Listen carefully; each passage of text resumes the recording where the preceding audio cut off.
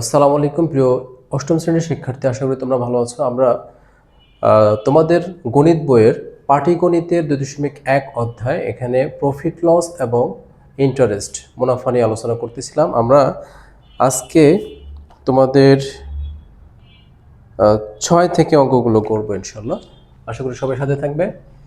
6 number অঙ্কটা এখানে কি বলেছে দেখো, বার্ষিক শতকরা মুনাফা কত হলে। আচ্ছা, আমি তোমাদেরকে পরামর্শ দিয়েছিলাম এরকম, যখন তোমরা অঙ্কগুলো করবে অর্থাৎ এই প্রশ্ন পড়ার সময় দেখবা যে কী কী ইনফরমেশন দেওয়া আছে, সাথে সাথে নোটেশনগুলো লিখে ফেলবে। যেমন বার্ষিক শতকরা মুনাফা, এই যে যদি আমরা শুধু মুনাফা পাই তাহলে বুঝতে হবে এটা আই, ইন্টারেস্ট। আর যদি বার্ষিক শতকরা বলা থাকে তারপর মুনাফা থাকলে বলতে হবে এটা আর, এটা ধরে নিতে হবে আর। তাহলে তোমরা প্রশ্নটা পড়ার সময় এভাবে পেন্সিল দিয়ে হোক কলম দিয়ে হোক মার্ক করে নিবা যে বার্ষিক শতকরা মুনাফা, মানে এই কথাটা দ্বারা বোঝায় আর, কত হলে, তার মানে কত হলে এটাই কিন্তু নির্ণয় করতে হবে, এটা দেয়া নাই। তারপর 13,000 টাকা, এই যে 13,000 দেওয়া আছে এটা হলো মূলধন, ঠিক আছে? তো এটা হলো পি, প্রিন্সিপাল। 5 বছরে মানে এন, এনের মান 5। মুনাফা আসলে, মুনাফা যোগ আসল, আসলে 18,850 টাকা হবে। তাহলে আমরা এটা লিখে ফেলি ইনফরমেশনগুলো 6 নাম্বার অঙ্কের জন্য।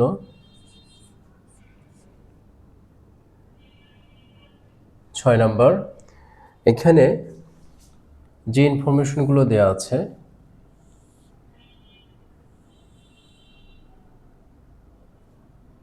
সেটা আমরা লিখে ফেলি।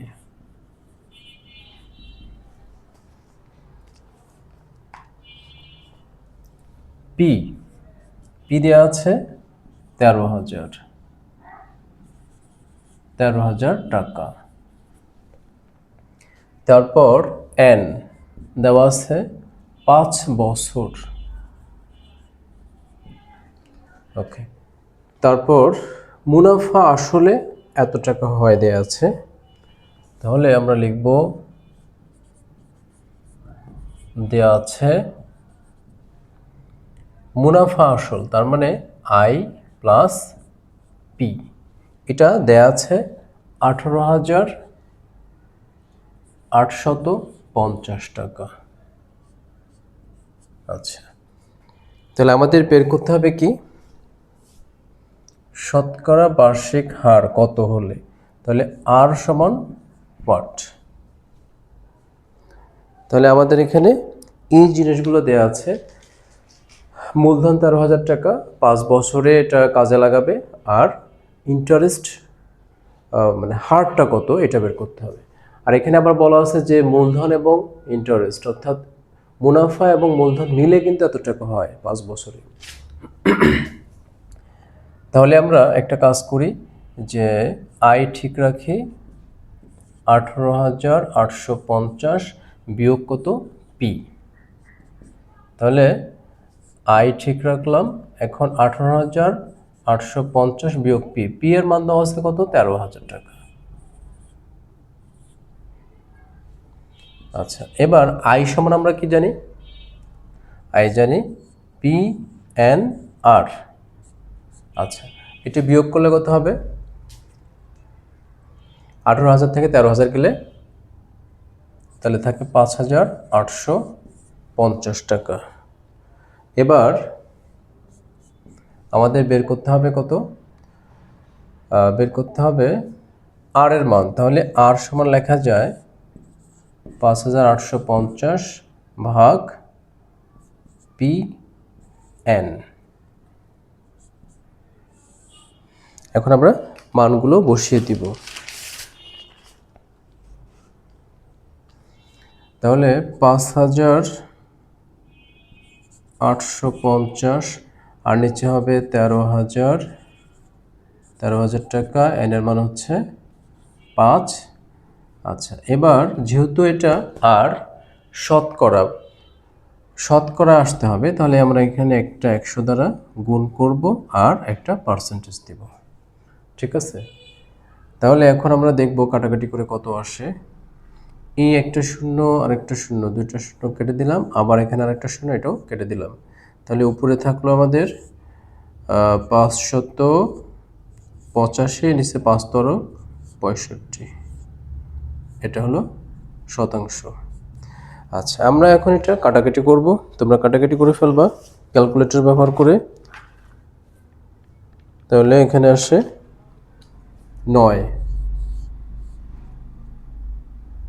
9%, এটাই উত্তর। এই হলো আমাদের 6 নম্বর অঙ্কটা। আচ্ছা, এরপরে আমরা দেখব 7 নাম্বারটা। 7 নাম্বারে কি বলা আছে? বার্ষিক শতকরা কত? এই যে বার্ষিক শতকরা কত, আবারও কিন্তু আর কত, মানে এটা আমরা জানা নাই, তাহলে আমাদের এটা নির্ণয় করতে হবে, আর বের করতে হবে। মুনাফায় কোনো আসলটাকে আমরা ধরলাম পি। তাহলে এটা যদি পি ধরি, তাহলে বলছে যে 8 বছরে, তার মানে এর মান কত? 8।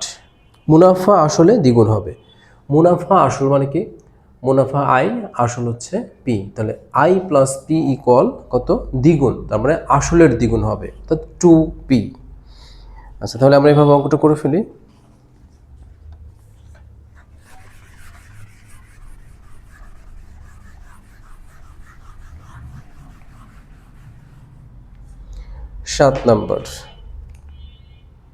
সাত নম্বরে এখানে দেয়া আছে আমাদের ইনফরমেশনগুলো। এন এর মান হচ্ছে 8, পি কিন্তু দেয়া নাই, আর বের করতে হবে।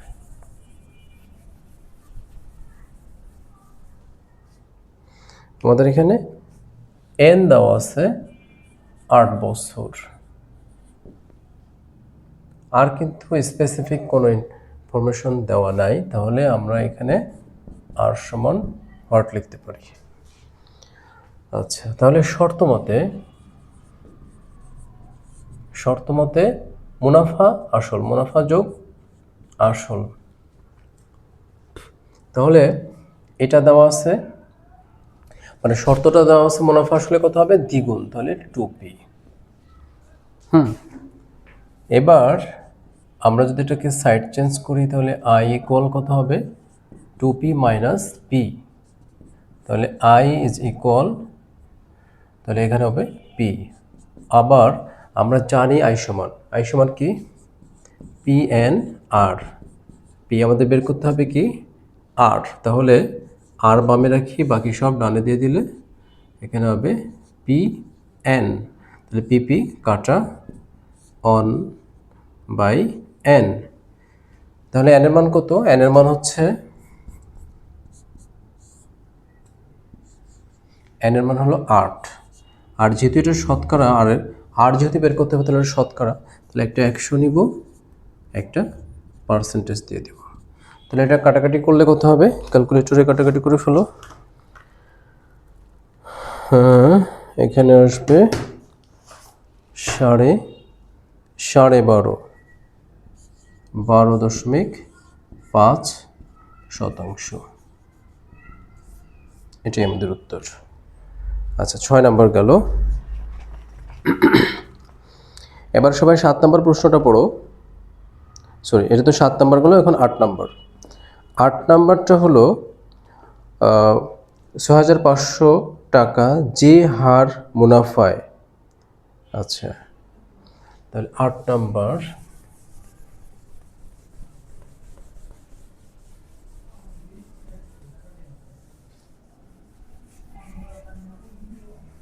আট নাম্বারটাতে দুইটা পার্ট আছে। প্রথম ক্ষেত্রে 6,500 টাকা যে হার মুনাফায়, অর্থাৎ 6,500 টাকা কি? এখানে পি আসল। তারপর যে হার, মানে যে হার মানে কি? কোন হার? আমরা তো জানি না এটা, তাহলে এটা হবে আর। তো এটা আর কিন্তু আমরা জানি না, ওটা নির্ণয় করতে হবে। যে হার মুনাফায় 4 বছরে মুনাফা আসলে 8,840 টাকা হয়। তাহলে এখানে সময় দেওয়া আছে 4 বছরের নির্মাণ। তাহলে প্রথম ক্ষেত্রে যদি আমরা ক্যালকুলেশন করি তাহলে আমরা প্রথম ক্ষেত্রে 1 লিখব P1 N1। আচ্ছা, এরপর বলছে যে ওই একই হার, তার মানে আগের যে হারটা আছে হারের কোনো পরিবর্তন হবে না।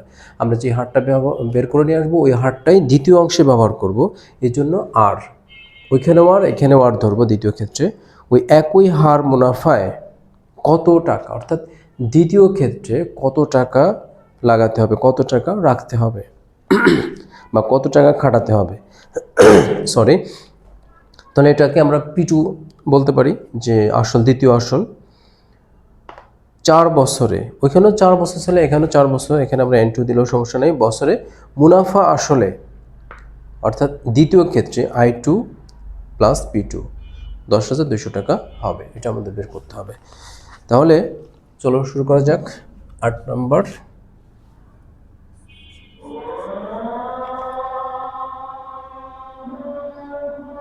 আচ্ছা দিয়ে দিল। প্রথম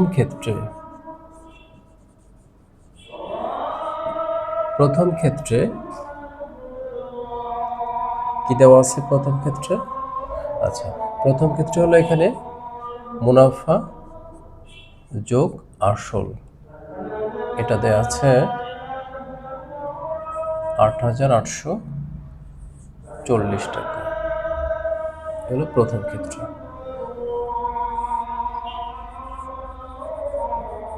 এই ক্ষেত্রে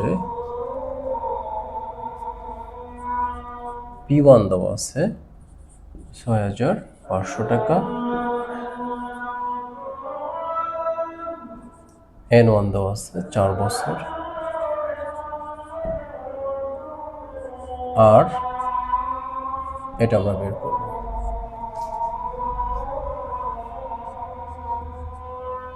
তাহলে I1 is equal 8,840 বিয়োগ P1,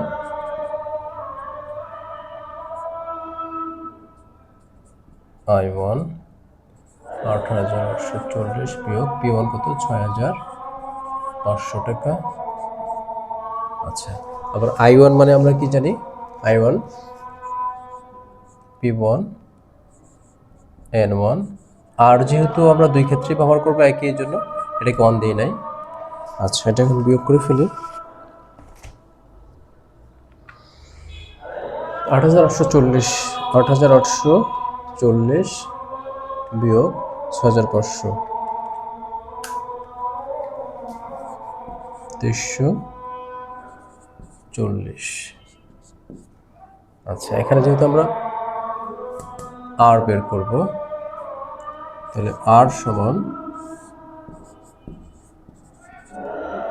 তারপর P1 N1 340, P1 হচ্ছে 6,500, N4, যেহেতু শতকরা এখানে একটা 100 নিব, শতাংশ লিখব। আচ্ছা, আমরা এটা ক্যালকুলেটরে করে ফেলি। এটা হলো উপরে 340 ভাগ 65 গুণ 4,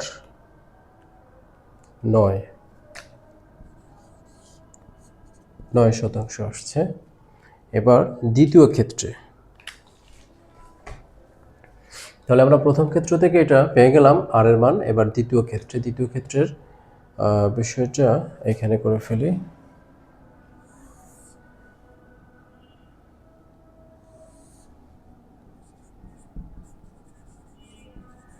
দ্বিতীয় ক্ষেত্রে কি হবে? I2 P2 দেওয়া আছে কত? 10,200 টাকা, 10,200 টাকা। আচ্ছা, এই ক্ষেত্রে N2 4 বছরই হবে। তারপর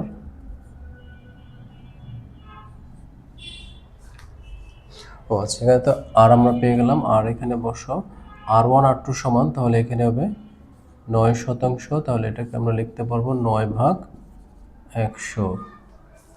তারপর আর কি দরকার, এন দেওয়া আছে, আচ্ছা পি বের করতে হবে। অতএব P2 ইজ ইকুয়াল হোয়াট?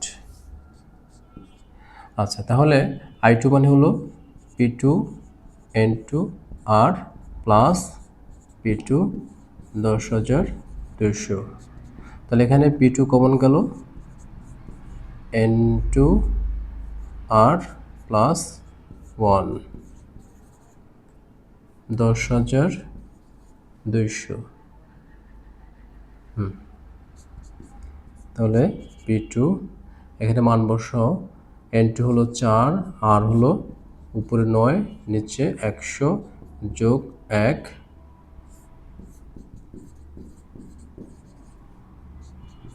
তাহলে P2 ইন্টু লসাগু নিলে এলসিএম নিলে এখানে 100, 4 9 36 যোগ 100,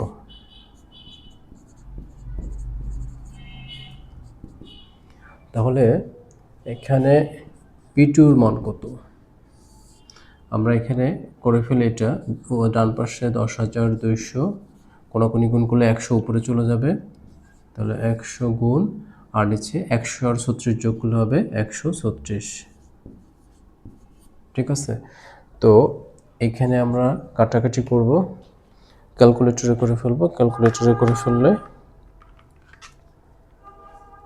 10,200 গুণ 100 ভাগ 136, 7,500।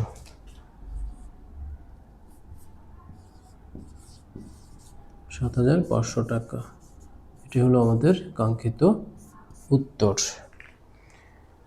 তাহলে দ্বিতীয় ক্ষেত্রে হচ্ছে এটা, আমি এখানে নাম হচ্ছে একবারে করে ফেলেছি, বোর্ড ব্যবহার করেছি পুরোটাই।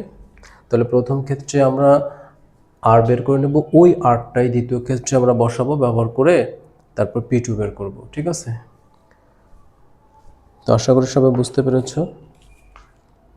আচ্ছা আজকে এই পর্যন্ত, পরবর্তী ভিডিওটি দেখা হবে ইনশাআল্লাহ। সবাই ভালো থাকবে। আসসালামু আলাইকুম রহমতুল্লাহ।